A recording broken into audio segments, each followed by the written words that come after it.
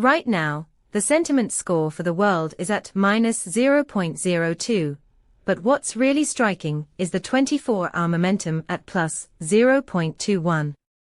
This uptick is unusual considering the overall negative sentiment, indicating a potential shift in how people are reacting to global events.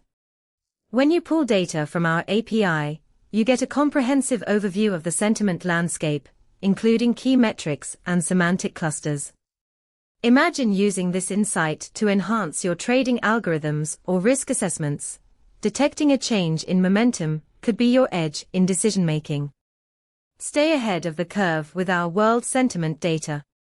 Check out our documentation at pulsebit.logenterprise.com/docs to dive deeper into how you can leverage this information for your applications.